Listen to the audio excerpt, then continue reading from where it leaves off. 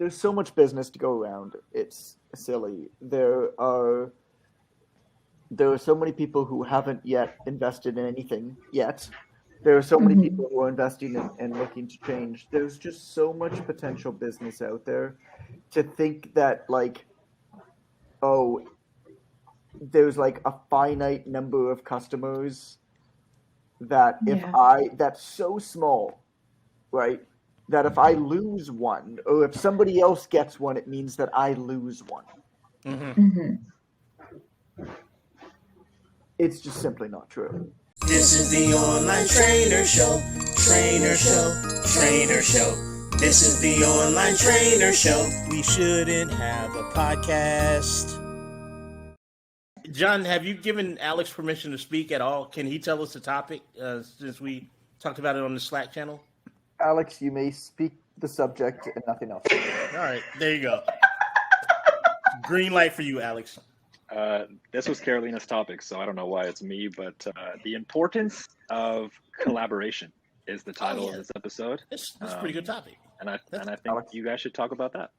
All right, Okay. about 3 words too many, Alex, but thank you.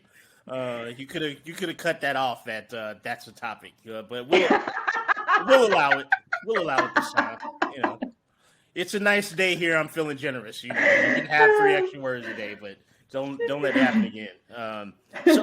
So collaboration. This is a good topic, Jonathan. How you usually we have to survey Jonathan off air, and he gives us his rewrite of the topic or just a completely different topic. Yeah, I didn't like the title. I like the topic. I didn't really like the title, but I don't see. There you go. I don't really care enough to think about something. Give the listeners a little taste of what we get every single time that there's a topic presented. Jonathan, I wasn't going to be here today, right? This is a surprise. I think a last minute thing that I was going to be here because I just got back to Toronto. I feel like the title needs to be something like "Who's the Eminem to your Dr. Dre?" and like the importance of collaboration. That's very good, kiddo. I like that. The Eminem to your Dr. Dre is I like where you're going with that. That doesn't really make sense. But I do like where you're going with that.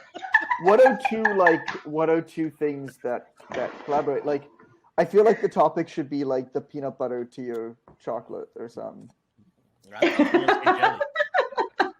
What are like 2 things that people originally thought like wouldn't go well together, but then they put them together and they're like, holy crap, this is amazing. Well, I think the answer is the Online Trainer Show. Great question. I feel like it's a white woman from South Carolina, a black guy from North Carolina, a fiery Latina from a small town outside of a bigger town somewhere in Canada.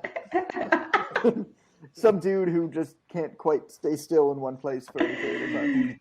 Who named his field hockey stick. Is how we can describe you, Jonathan. Excalibur. And had a girlfriend and named her field hockey stick Excalibur. It wasn't field hockey, it was natural hockey stick. Oh, it was real. I forgot you're Canadian. Here in the South, when someone says hockey, we just immediately assume field hockey. I forgot. Right. That's blasphemous to the Canadian public. This is why they don't listen to us. This is why we don't trend well in Canada at all.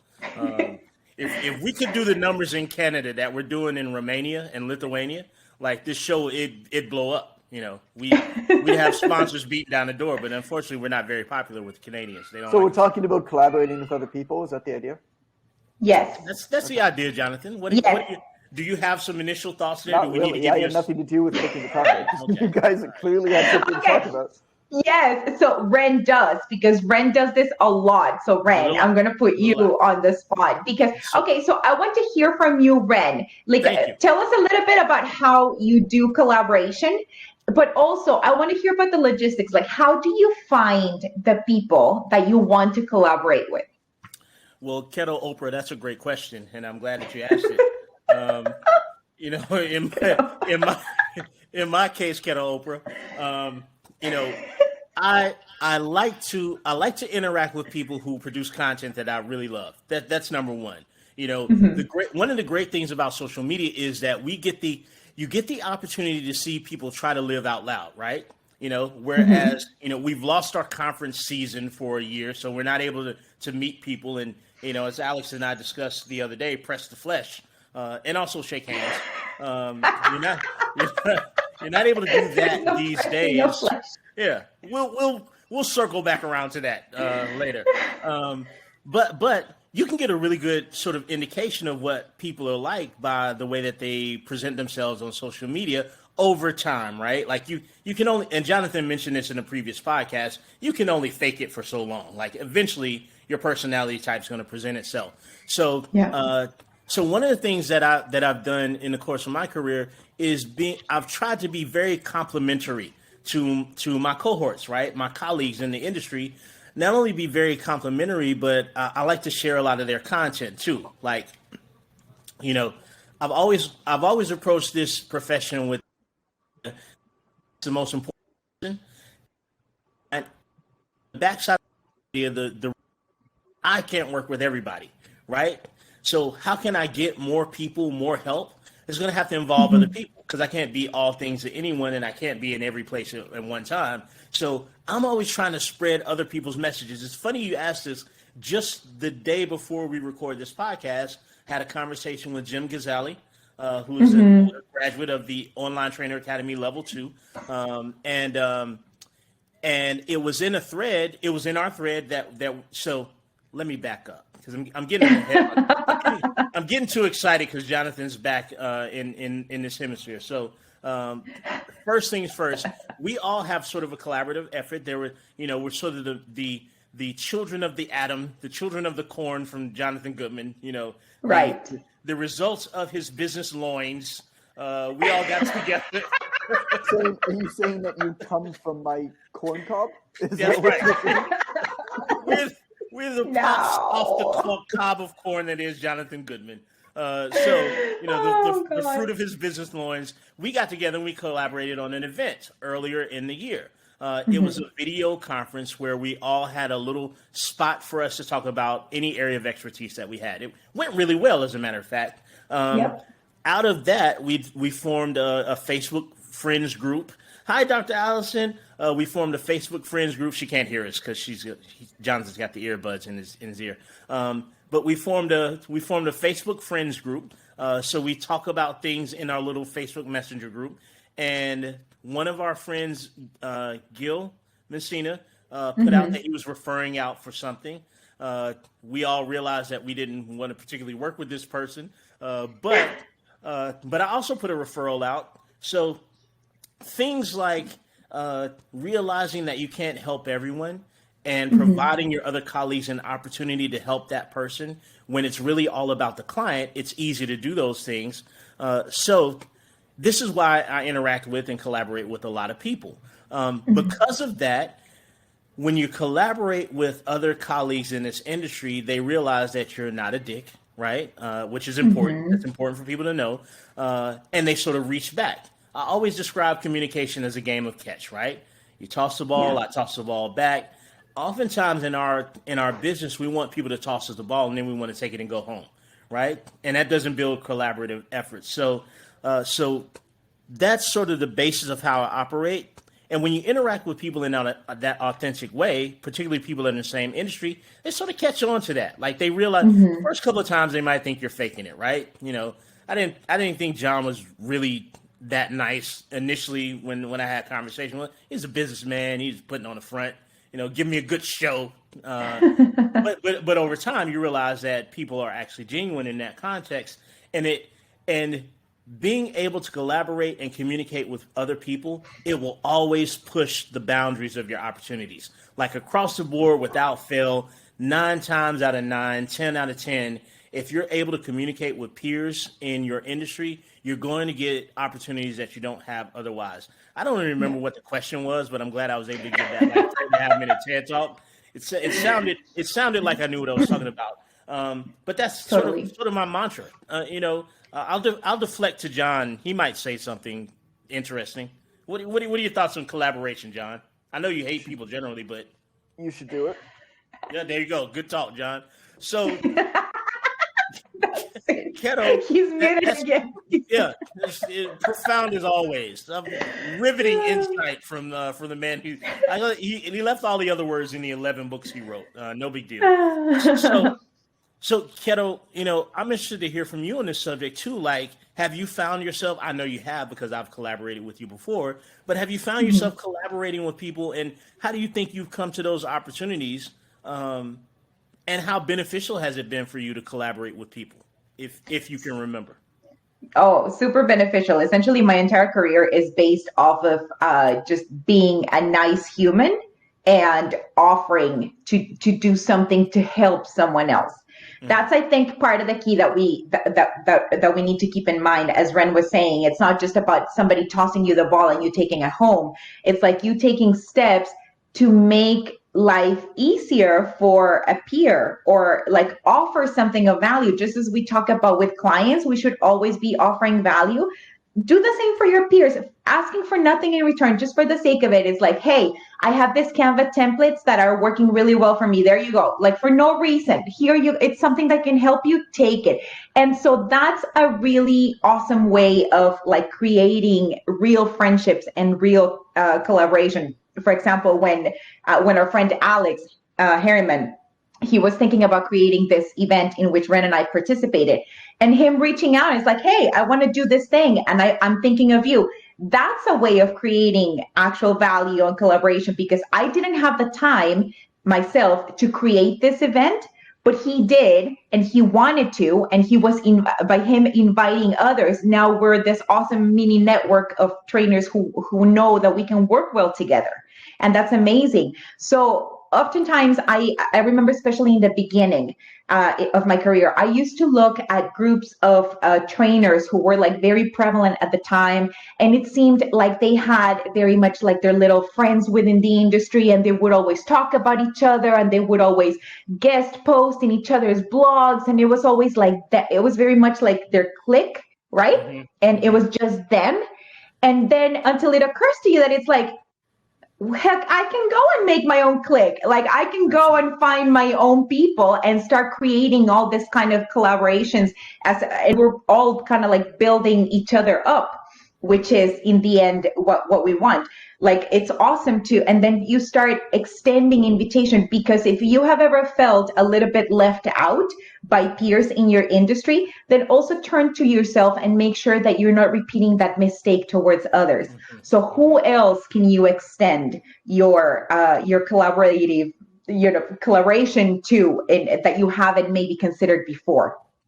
Yeah, if I can channel a little Debbie Downer, a little Wendy Weiner here, but Jonathan, it's overcrowded. The market's overpopulated. There's too many trainers. There's not enough for to go around, because everybody's on the internet and it's overwhelmed. And if I don't get mine, people are getting. I got to compete with people. So, Jonathan, is there enough for everybody? Surely there can't be. If I collaborate with someone, I'm going to lose out on my potential to make sales. Like, they're going to step on my toe. I need to rub them out. I need to snuff them out. What are your thoughts there? Trying to decide between making a joke about to rub him out or calling you Crummy Charlie. It's 40s terminology. It's not the same as rubbing. Anyway, Jonathan, are people scared to collaborate? That's why I didn't know quite what to say in response, because I was going to talk about the Crummy Charlie the whole time. Right. And then just work off of alliterating sad names.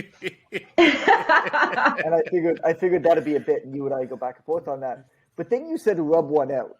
Right. I rub him out. I think you said rub him out. I think it's what you said. Oh my God. That's very explicit. Oh my God. Listen, what you guys do with on your private time is none of our business. You do you. That's all cool. It's consensual. All good. There was one time with Ren. One of the things I love about this show is that we will always go for the jerk first. We always go for the joke first and not the information. And that's just pretty much a firm rule here. Like, if there's an opportunity for a joke or an opportunity for information, the joke's going to be the priority in pretty much every case. And I think that's what makes the show what it is. It's hard to do. It's hard to do. I mean, some of these episodes are really long. Right. I see what you're doing there. As the episodes go on, we just have more and more pressure building up. Oh my God. Well, every once in a while, we just have to. Just stop. I'm gonna leave. We need an Amber really bad. Yes, we need an Amber. No disrespect, Alex. Yeah. Collaboration. I mean, you should do it. Like, there's really no question too. What did you ask me? Whether people would like take your business or not if you collaborated? I mean, which I think is the fear that people have, which keeps them on an island by themselves, where everybody's competition. On a lonely island. Yeah, on a lonely island. Yeah. It's I don't want to sing Love Boat, but I will. Like, don't invite me. I'm on a boat, Lonely Island. Got my flippy floppies. Okay, I don't know that. All right. Yeah. That's you don't enjoy pop culture.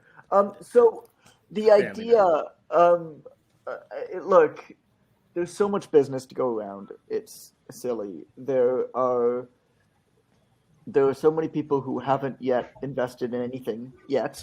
There are so many people who are investing and looking to change. There's just so much potential business out there. To think that, like, there's like a finite number of customers that that's so small, right? That if I lose one, or if somebody else gets one, it means that I lose one.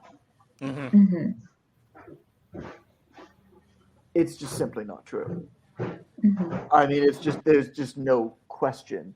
The more that you work with other people, the more people will want to work with you. You know, everybody wants to be a part of a party. Everybody wants to be a part of a community.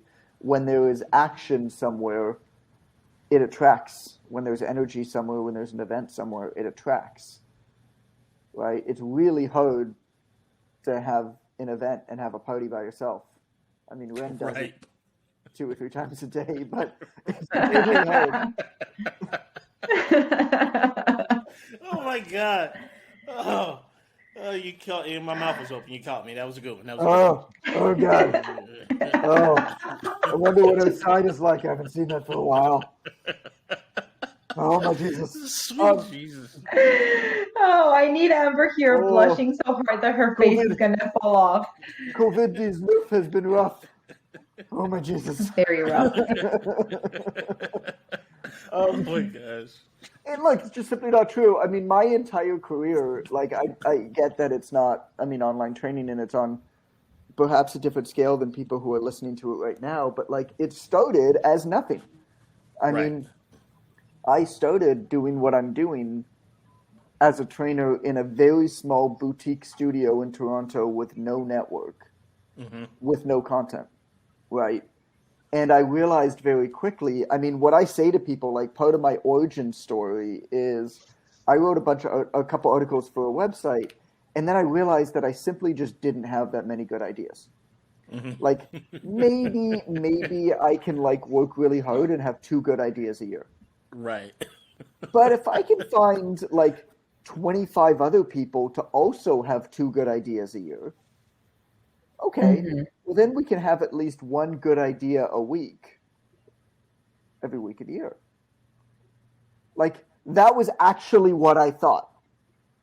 And it's good math. It's actually, the math is off because there's a week off. I figured a week off for the Christmas holidays. You know, you don't need good ideas for the Christmas holidays over New Year. But the concept is quite simple. Like, if you bring, there's this phenomenon that happens. I mean, picture like a piece of string or something like that, where, like, if you're at the top of the pyramid and you bring other people up, they don't actually rise up to the point where you're at and then usurp you. I mean, some of them might, you know, the mentor becomes the mentee becomes the master or whatever. But, like, what actually happens is as they rise up, a new level gets created and you go up even higher. Right. That's what actually happens in actuality. And so you want to be the person making other people successful. Yes. There is more power there's more success in doing nothing else other than making other people successful. Right. Than anything else. Because they're always going to credit you. I mean, we say this even with the staff at our company. We're like, if the staff leave, like, we're going to wish them well and we're going to try to get them a great job and a great position somewhere else, because, like, that's only going to serve us. Mm-hmm. Right? We're going to be a part of their journey. It's the same with working with colleagues. Like, you don't know. I mean, part of how I view my role with the company right now is to be a talent scout. Mm-hmm. I try to identify up and coming men and women in the fitness industry before they're a big deal, so that I can support them and help them rise to the level that I know they're going to be at.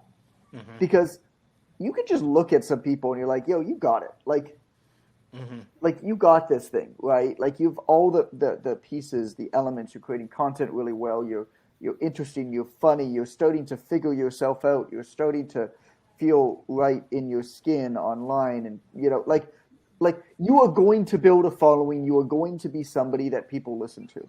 Mm-hmm. I want to be a part of that, and I want to be somebody that you talk about when you're a big deal, as somebody who helped you on your way up.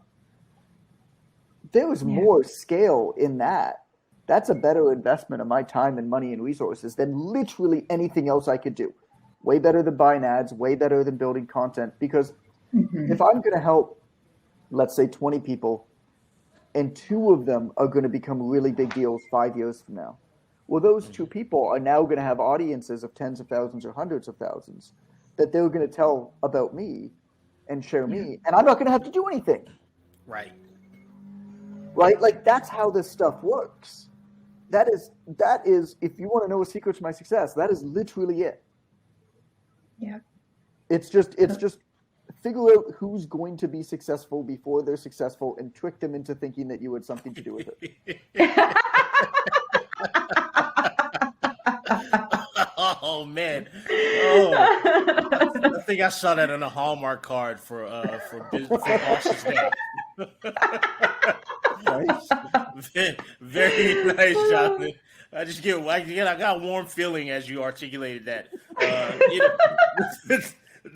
But it's not. It's funny, but it's not true, right? It's not true. That's right, Reginald. It makes a lot of sense. So, can we talk about some? I think that there are some actionable ways to do this. To build your ability to collaborate with colleagues. Sure. And let's talk about. I can think of one right off the bat. And what's the one you got, Roger? One that I can think of right off the bat in terms of collaborating with colleagues is to celebrate them. Publicly celebrate them. If you got colleagues that are doing great things, man, it's okay to let people know that they're awesome. Like, we seem to have an aversion to that too. In the similar industry, you just feel like, I don't want to congratulate this person. It might take away from me somehow. So I think that's one great thing, is just celebrating the people around you who are doing great things. That's one for me. That's one for me. Do you guys have any other thing? Posted one. I just posted one. My assistant just posted one on my Instagram yesterday. But I mean, I chose people. I mean, she designed it and posted it. But I've done this a few times. If you go to my Instagram, and it's 5 more must-follow trainers on Instagram, and I just. Right. I find 5 great people that I want to support, varying levels of following already. And all that I do is I create an Instagram post that's 5 must-follow trainers on Instagram. We tag them all, and we just, like, this is how simple this is. I take a screenshot of their account and tag them in it. Right. And put it on mine. And you can see this. You can go to mine right now. We did it. And I post the same caption, which is, it's a pleasure to share some incredible people our industry has to offer today. If you aren't following any of these amazing professionals, I recommend that you do. And if you have anybody you think is amazing that I should recommend next, please tag them in the comments. So basically what I'm doing here, if you pay attention, is I am, some of these people I know, some of these people I don't. Well, it's a really great way to add value to somebody before you know them. So you can then begin to engage them and build a connection with them, which might serve you down the road. You might be able to work on something down the road. You'll certainly be more top of mind for a while. They'll probably follow you back. You can, you can definitely work towards that. If there's somebody you admire. And you're supporting good people in the industry, which we all need to do more of. And then you're using your audience to tell you, like, to do your homework for you, to tell you who else. Go forth, minions, and bring me more people. Like, how have you guys not figured this out about me yet? Like, my entire business life and strategy is really driven by me doing as little work as possible myself. This is, everything I do is based around that. And, like, it kind of works because it's doing the right thing in so many different ways. And it's great. And then what do we do with the PGDC? Well, we're starting to feature a much wider breadth of contributors now. And so this is giving me a bigger and bigger network to reach out to when we want people to contribute to articles. You know, we just published an amazing article by Chrissy King on the website. She's awesome. And Chrissy's somebody who I've never met. She's incredible. And her article is called "Are Your Clients Judging Your Appearance?" And it's one of the best. I mean, go to the PGDC website and read it. Share it around. It's one of the best pieces I think we've published. Chrissy is somebody who I've never met, and like we have some mutual friends, but we've never been introduced. Nothing. I just one day I knew that. Here's the rub. Here's the rub.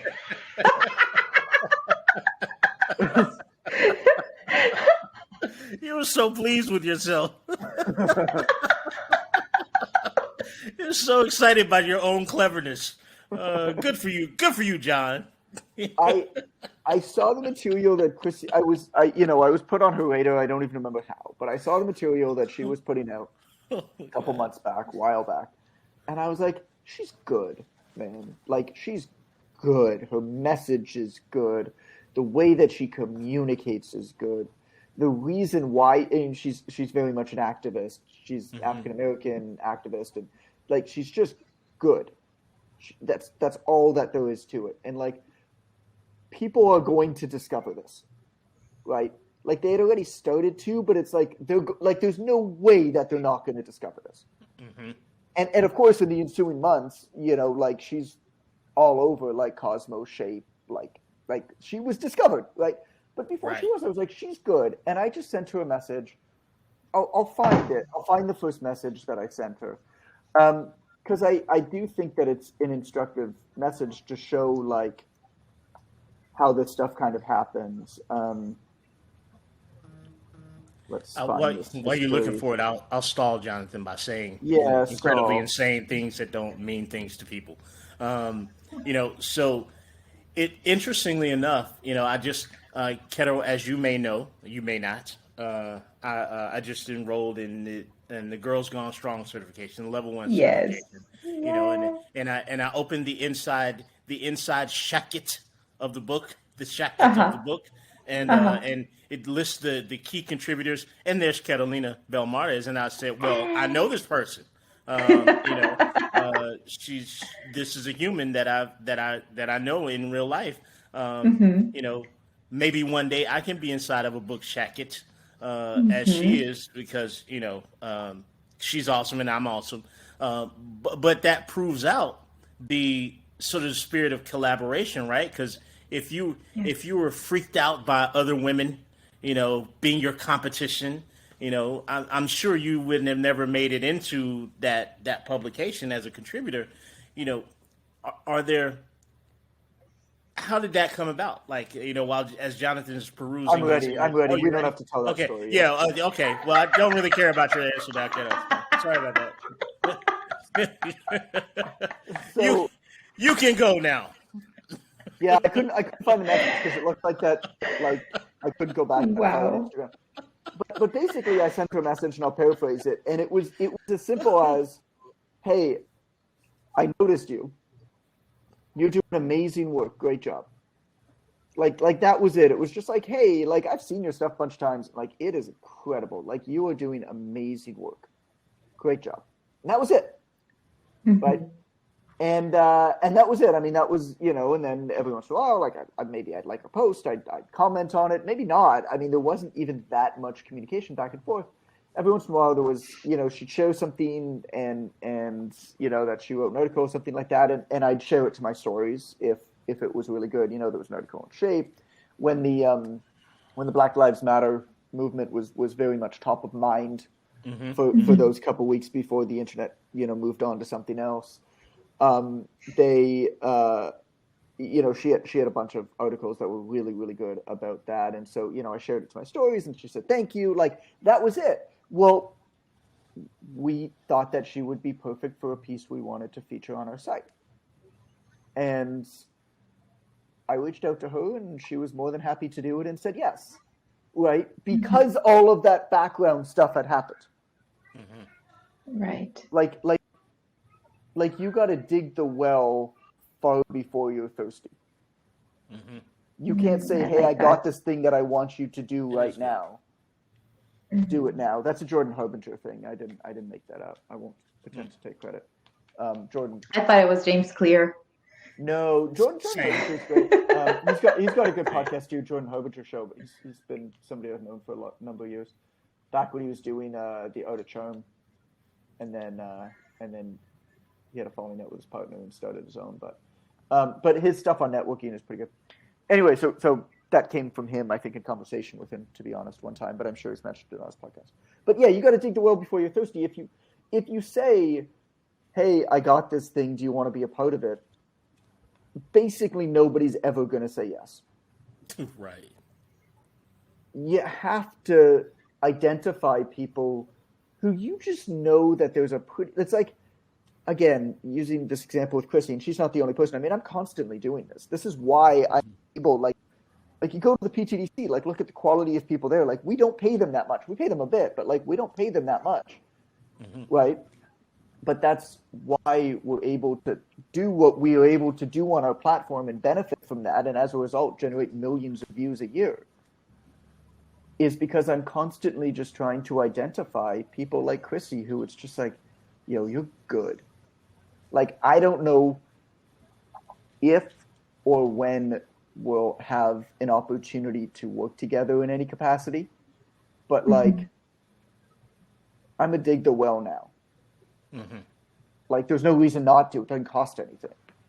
Like, that's most of what I do, if I'm honest. So, for the folks out there listening who were anticipating Keto's story, just DM her. She'll give you a great answer. Just DM me.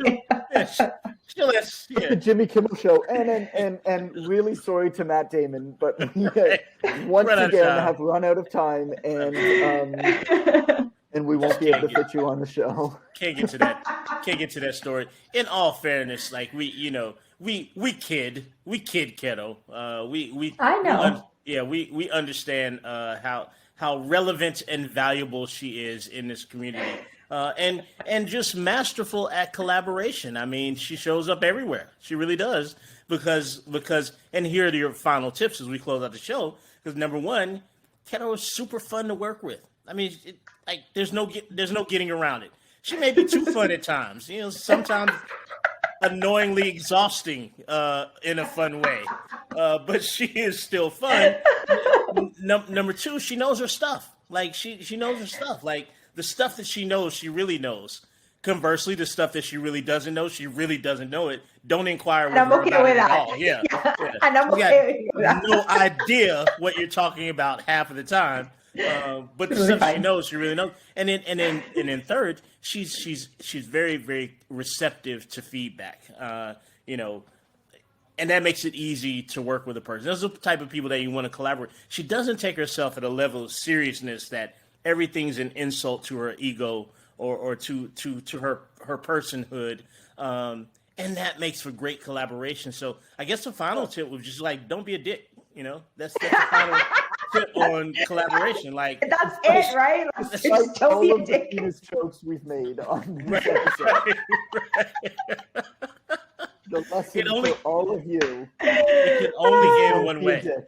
It could only end one way. Competition is not as stiff as you think it is. Oh, man. We know it takes a lot of balls to collaborate with people. Jingle. This is the Online Trainer Show. Trainer Show. Trainer Show. This is the Online Trainer Show. We shouldn't have a podcast.